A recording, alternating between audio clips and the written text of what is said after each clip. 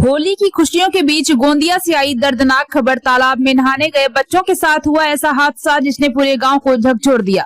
अस्पताल पहुंचते ही शुरू हुआ हंगामा। परिजनों ने लगाए गंभीर आरोप। कहा, इलाज में हुई ऐसी चूक जिसने छीन ली 2 मासूम जिंदगियां। गुस्से से उबल पड़े ग्रामीण। अस्पताल के बाहर भारी भीड़। पुलिस को करना पड़ा हस्तक्षेप। आखिर क्या है पूरे मामले की सच्चाई? महाराष्ट्र के गोंदिया जिले के सड़क तहसील से एक बेहद दर्दनाक घटना सामने आई है, जहां फुटाला गांव के तालाब में डूबने से 2 बच्चों की मौत हो गई। इस हादसे के बाद एक गांव में शोक और आक्रोश का माहौल बन गया। बताया जा रहा है कि होली खेलने के बाद गांव के 5 बच्चे तालाब में नहाने के लिए पहुंचे थे। इसी दौरान अचानक 2 बच्चे गहरे पानी में चले गए और डूबने लगे। आसपास के मौजूद लोगों ने तुरंत मदद करते हुए दोनों बच्चों को बाहर निकाला और उन्हें आनन फानन में सौंदर्य के ग्रामीण शासकीय अस्पताल पहुंचाया गया। लेकिन अस्पताल पहुंचने के बाद मामला और गंभीर हो गया। परिजनों और ग्रामीणों का आरोप है कि अस्पताल में समय पर ऑक्सीजन सिलेंडर उपलब्ध नहीं था। उनकी माने तो इसी वजह से बच्चों को तत्काल भंडारा रेफर करना पड़ा और इलाज में हुई देरी के चलते रास्ते में ही दोनों मासूमों की मौत हो गई। घटना की खबर फैलते ही गुस्साए ग्रामीण और परिजन अस्पताल परिसर के बाहर इकट्ठा हो गए। लोगों ने जमकर विरोध प्रदर्शन किया और संबंधित डॉक्टर के निलंबन की मांग करने लगे। बढ़ते हंगामे को देखते हुए पुलिस को मौके पर पहुंचना पड़ा और स्थिति को नियंत्रित करने के लिए हल्का बल प्रयोग भी किया गया। हालांकि अस्पताल प्रशासन ने इन आरोपों को सिरे से खारिज किया है। अस्पताल के वैद्यकीय अधीक्षक का कहना है कि बच्चों को प्राथमिक उपचार दिया गया था और बेहतर इलाज के लिए निजी एम्बुलेंस से भंडारा भेजा गया, लेकिन रास्ते में ही उनकी मौत हो गई। अब इस पूरे मामले को लेकर कई सवाल खड़े हो गए हैं।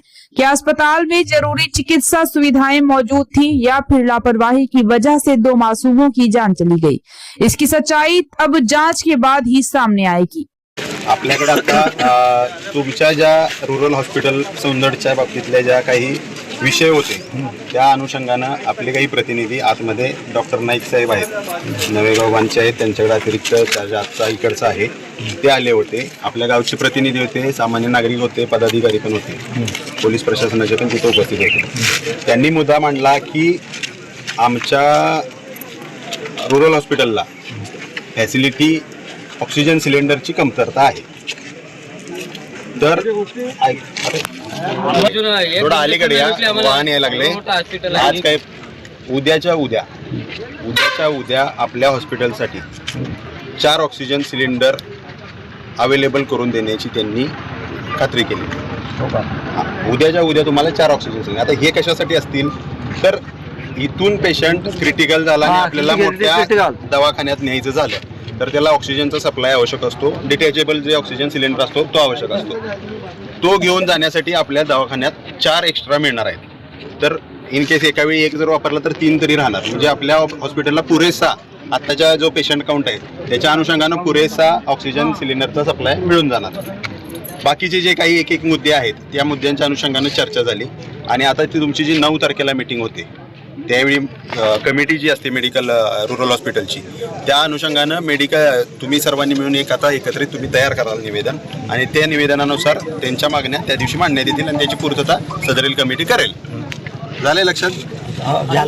तुमचा महत्वाचा जो मुद्दा होता आम्हाला इथं फॅसिलिटी मिळणे, ऑक्सिजन सिलेंडर मिळत नाही, तो अतिरिक्त डॉक्टरांचं इथं पाहिजे आवश्यकता.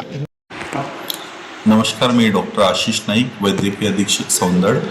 मी इथं ड्युटीला असताना डॉक्टर रणजित माझ्याकडे ऑन ड्युटी मेडिकल ऑफिसर आहेत. सकाळी 11 वाजताच्या सुमारास 2 मुलं सौंदर्याच्या तळ्यामध्ये बुडाले असं कळालं.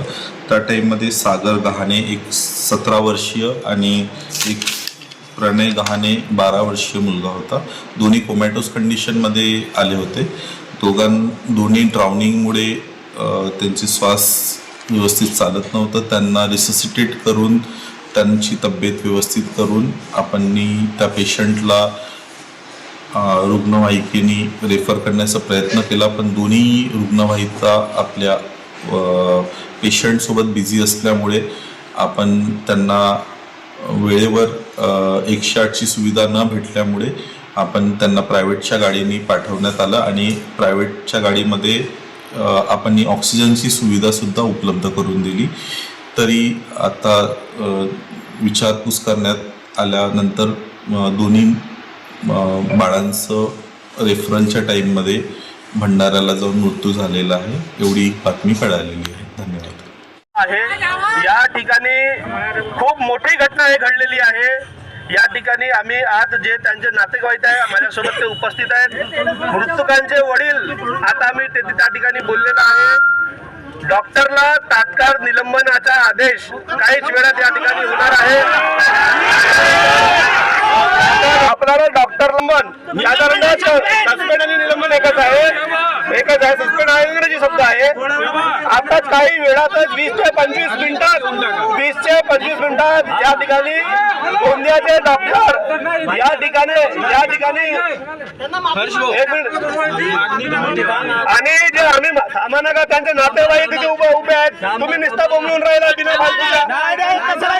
या ठिकाणी जे बोलणी झालेली आहे, जो आपल्या हातून जे यांच्या इथे चुका झालेल्या आहेत त्यावर तात्काळ कारवाई व्हायला पाहिजे आणि निलंबन तर त्वरित झाला पाहिजे.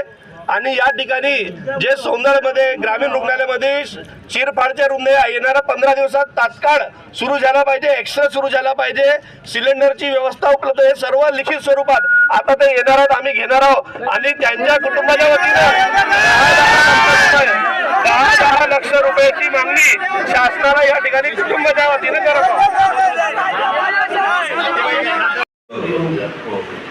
आज जर ॲम्ब्युलन्स राहिली असती तर मला वाटत नाही असा इन्सिडेंट झाला. तेच सांगतो ना, आपली 102ची जी ॲम्ब्युलन्स होती अर्ध्या तासा अगोदर एक ANC पेशंटला घेऊन आपल्याकडून घेऊन गेले. आपल्याकडूनच घेऊन गेले. रेकॉर्ड आहे का त्याचं? हो आहे.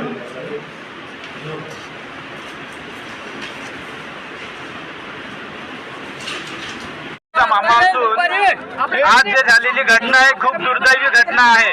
एवढा मोठा पांढरा हत्ती जवळपास 10-15 करोडचा तुमच्या सौंदर्य गावामध्ये बनलेला असेल आणि इथं 2000 रुपयाचा तुमच्या ह्या हॉस्पिटलमध्ये सिलेंडर नाही, ही खूप दुःखद घटना आहे. आणि पाण्यामध्ये जो बच्चू मरण पावलेला आहे त्याला जर योग्य अशी ट्रीटमेंट मिळाली असती, पाण्यामध्ये डुबलेल्या व्यक्तीला वाचवण्यासाठी फक्त एक ऑक्सिजनच वाचवू शकतो, त्याच्यासाठी दुसरी ट्रीटमेंटच नसते. जर इथं कदाचित ऑक्सिजन असता तर आमचे दोन्ही बच्चू जर वाचले असत्या. माझी सौंदर्याच्या सगळ्या ग्रामवासियांकडनं अशी इच्छा आणि मागणी आहे.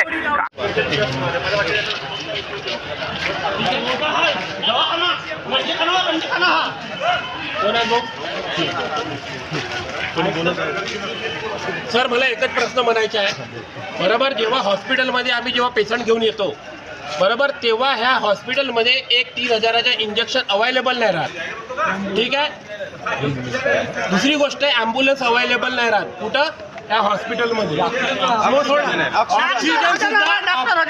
सुद्धा ह्या हॉस्पिटलमध्ये अवेलेबल नाही. हे आज आमच्या भावाची आणि आमच्या पुण्याची लाभ आहेत. आरोग्य विभाग मुर्दाबाद काय सर, तो सोडा. आज होळीसारखा दिवस सर, ठीक आहे, आज होळीसारखा दिवस आणि आजच्या डेटमध्ये इथं डॉक्टर नाही. सरकारी हॉस्पिटल आहे ना सर, यांनी काय करायला पाहिजे, यांची जिम्मेदारी आहे ना सर. आणि यांच्यावर निलंबितचा हे करायला पाहिजे. अंदर या ठिकाणी चिरफाडचा व्यवस्था झाली पाहिजे. चौकशी समिती गठीत झाल्या पाहिजे. मेन म्हणजे 24 तास या ठिकाणी आम्हाला ॲम्ब्युलन्स झाली पाहिजे. हे प्रमुख मागणी आहे सर्वांच्या वतीनं आहे. आज कारण की हे आमचे मुलं हरवलेले आहेत. आज यांच्यासोबत घटना झाली. उद्या भाऊ, आज आमच्या घरी हे कंडिशन घडली यानंतर. म्हणून याचा म्हणजे शासनाला एकच विनंती आहे का आपण आपली नैतिक जबाबदारी पार पाडून सदर दवाखान्यामध्ये जे शासकीय कर्मचारी आहेत स्टाफ वाढवला पाहिजे.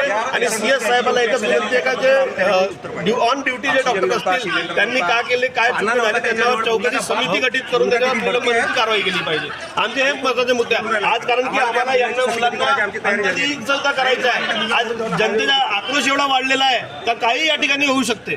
म्हणून मी तुमच्या माध्यमातून शासनाला एकच विनंती करतो की तात्काळ 15 दिवसाच्या अंतर या ठिकाणी एक्सरे वारंवार आम्ही उपस्थित होतो, या ठिकाणी एक्सरे सुद्धा बंद आहे. बऱ्याचदा आम्ही CS साहेबांना बोललो, येथे प्रतिनिधी म्हणून बऱ्याचशा लोकांना बोलला, पण इथे काही कोणी शिरपाडकर जो आहे या ठिकाणी बंद पडलेला आहे, त्याची परमिशन आतापर्यंत आलेली नाहीये. तुमच्या माध्यमातून सरकारला एकच विनंती आहे की जे चुका आपल्याकडून होत आहेत ते आपण त्यांना एक्सेप्ट करून ते ताबडतोड करण्यात यावा. मुंबई येथे आता सध्या अधिवेशन सुरू आहे, त्या ठिकाणी आमदार साहेबांना विनंती आहे की आपल्या माध्यमातून तात्काळ हे विषय मांडले पाहिजे आणि आमच्या मुलांना किमान 10 लाख रुपये तरी यांना हे केलं पाहिजे. कारण की आज हे गरीब कुटुंबातले व्यक्ती आहेत, त्यांनी आपलं सर्व जीवन हरवलेलं आहे, त्याची काही मूल्य नाही लागू शकत. म्हणून तुमच्या माध्यमातून आमदार साहेबांच्या माध्यमातून एवढीच विनंती आमची सर्व गावकऱ्यांची आहे. कारण की